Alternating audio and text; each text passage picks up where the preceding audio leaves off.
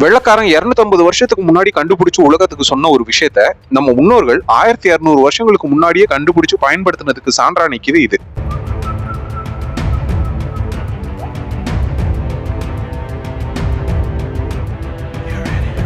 வெள்ளக்காரன் நம்ம நாட்டுக்கு வந்ததுக்கு அப்புறமா ஏரி, குளங்கள் மற்றும் அணைக்கட்டுகள்ல நாம பயன்படுத்துற இந்த மதகு முறையில நீர்பிடிப்பு பகுதிகள் மற்றும் பாசன வாய்க்கால்கள் அடிக்கடி தூர்ந்து போகும். காரணம் வண்டல் மண். அடிக்கடி தூர் வர்றதுக்கு உழைப்பும் நேரமும் நிறைய வீணாகும்.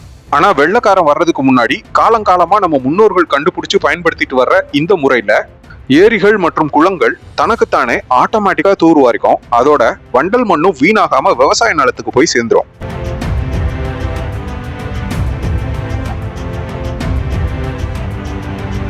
இந்த மடை செயல்பாட்டில் இருந்த காலத்துல இந்த செங்கல் கட்டுமானம் ஏரி படுக்கைக்கு கீழே ஒரு பாதாள கால்வாயா இருந்திருக்கும். நீங்க பாக்குற அந்த பலகை கல்லுக்கு நடுவுல இருக்கிற குமிழி தும்பு வழியா ஏரிக்குள்ள இருக்கிற தண்ணி தரைக்கு கீழே இருக்கிற செங்கல் கால்வாய் வழியா கரைக்கு வெளியே போகும். இந்த குமிழி தும்பு திறந்து மூடுறதுக்கு ஒரு குமிழி கல் இருக்கும். அந்த குமிழி கல்லை இயக்குறதுக்கான கயிறு அல்லது கம்பு மேல நீங்க பார்த்த மடைத்தூண்ல இணைக்கப்பட்டிருக்கும். நல்ல உடல் வலு இருக்கிற வீரர்கள் ஏரியோட கரையில இருந்து நீந்தி வந்து இந்த குமிழி தும்பை இயக்குவாங்க. ரொம்பவே ஆபத்தான வேலைங்க. இதை செய்யறதுக்காகவே மடை குடும்பர்கள் அப்படின்னு வீரர்கள் இருந்தாங்க.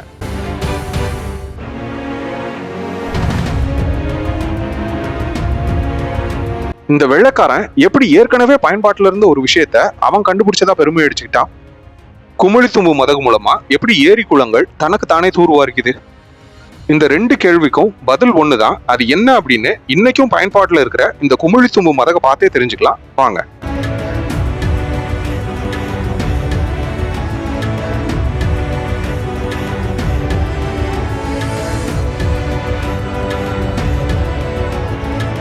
இதுதாங்க ஏரி படுகை. அதிக அளவுல வண்டல் மண் சேரல. அதோ தூரத்துல தொட்டி மாதிரி தெரியுது பாருங்க. அது வழியா தான் ஏரிக்குள்ள இருக்கிற தண்ணி ஏரிக்கு வெளியே போகும். இந்த தொட்டிக்கு கீழே இருக்கு பாருங்க, அது வழியா தண்ணி போகாது, அது வழியா சேரு தான் போகும். அதுக்கு பேரு சேரோடி துளை அப்படின்னு சொல்லுவாங்க. ஏரி குளங்களுக்கு வர்ற தண்ணி வண்டல் மண்ணையும் சேர்ந்து அடிச்சுட்டு வரும். அப்போ இந்த கல் தொட்டிக்கு மேல இருக்கிற குமிழி தும்பு மூடி இருந்துச்சு அப்படின்னா அந்த தண்ணி கரைக்கு இந்த பக்கம் தேங்கும். அப்படி தேங்குறப்ப தண்ணியோட கலந்து இருக்கிற வண்டல் மண் ஏரி படுகையில படிஞ்சிரும். அந்த மண்ணை இந்த சேரோடி துளையையும் அடைச்சிரும். இப்போ பாசனத்துக்காக குமிழி தும்பை திறந்தா தண்ணி ரொம்ப வேகமா கல் தொட்டிக்குள்ள இறங்கும். அப்படி வேகமா தொட்டிக்குள்ள இறங்கும் போது நீர் சுழல்கள் உருவாகும். இதனால தொட்டிக்குள்ள பிரஷர் அல்லது அழுத்தம் அப்படின்னு சொல்லுவோம் இல்லையா, அது ரொம்ப குறைஞ்சு போயிடும். அதே சமயம் தொட்டிக்கு வெளியே தண்ணி ரொம்ப அதிகமான அழுத்தத்தை ஏரி படுக்கையில கொடுக்கும். தொட்டிக்கு உள்ளேயும் வெளியேயும் இருக்கிற இந்த பிரஷர் டிஃபரன்ஸ், அதாவது அழுத்த வேறுபாட்டினால தொட்டிக்கு கீழே சேரோடி துளையா அடைச்சிருக்கிற வண்டல் மண் டியூபை பிதுக்கும் போது வெளியே வர்ற பேஸ்ட் மாதிரி ரொம்ப வேகமா தொட்டிக்குள்ள போய் தண்ணியில கரைஞ்சு பாசன வாய்க்கால் வழியா வயலுக்கு போய் மண்ணுக்கு உரமாயிரும். பல நூற்றாண்டுகளுக்கு முன்னாடியே நம்ம முன்னோர்கள் அனுபவத்துல உணர்ந்த இந்த அறிவியலை தான் குழாய் வழியா போற திரவத்தோட வேகத்துக்கும் அழுத்தத்துக்கும் சம்பந்தம் இருக்கு அப்படின்னு பெர்னாலி அப்படிங்கிற விஞ்ஞானி 250 வருஷத்துக்கு முன்னாடி கண்டுபிடிச்சு பெர்னாலி தத்துவமா சொன்னாரு. நம்ம முன்னோர்கள் எந்த அளவுக்கு அறிவியல்ல முன்னோடியா இருந்தாங்க அப்படிங்கிறதுக்கு இது ஒரு நல்ல சான்று. இருங்க இன்னும் வீடியோ முடியல. இந்த குமிழி தூம்ப திறந்து மூடுறாங்க இல்லையா, இந்த ஊர்ல அதை எல்லாராலையும் செய்ய முடியாது. 400 வருஷமா தலைமுறையா செஞ்சுட்டு வர்ற நீர்ப்பாய்ச்சிகள் மட்டும்தான் அதை செய்ய முடியும்.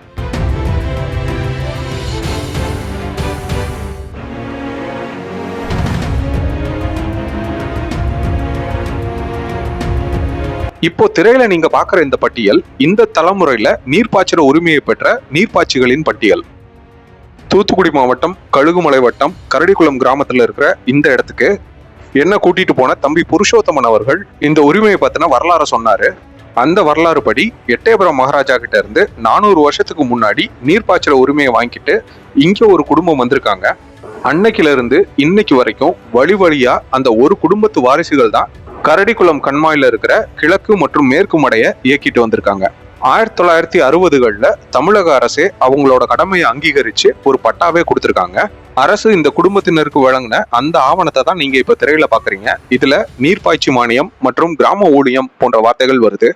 நான் இந்த வீடியோ எடுக்கிறதுக்காக அந்த மடையை இயக்கி காமிக்க சொன்னப்போ தம்பி புருஷோத்தமன் இப்ப யாருக்கு முறையோ அவங்க இயக்குனாதான் சரியா இருக்கும் அப்படின்னு சொல்லி அவங்களதான் வர சொல்லி இருந்தாரு.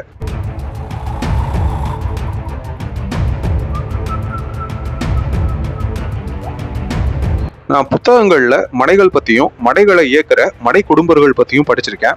ஆனா முதல் முறையா அந்த வரலாற்று உண்மையை நேர்ல பாக்குறேன்.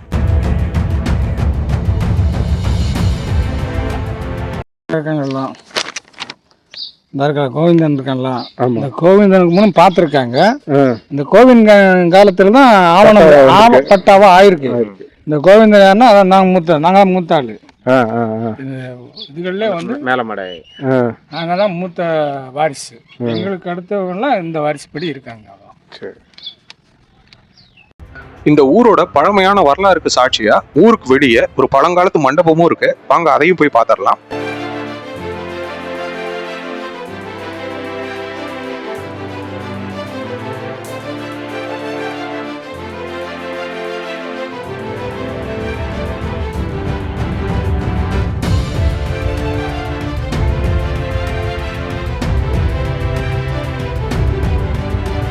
மண்டபத்துக்குள்ள நுழையும் போது மண்டபத்தோட வலது மூலையில இருக்கிற உத்தரத்துல ஒரு மீன் சின்னம் பார்க்க முடியுது.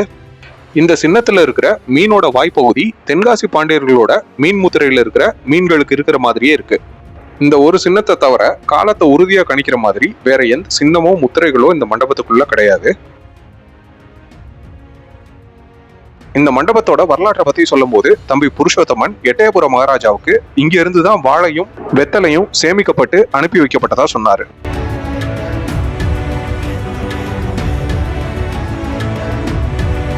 மண்டபம் வெளியே கொஞ்சம் முள்மண்டி இருந்தாலும் உட்பகுதி நல்லபடியா பராமரிக்கப்பட்டு தான் வந்திருக்கு. இன்னைக்கும் மக்கள் இங்க கால்நடைகள் கட்டி வைக்க பயன்படுத்துறதா சொன்னாங்க.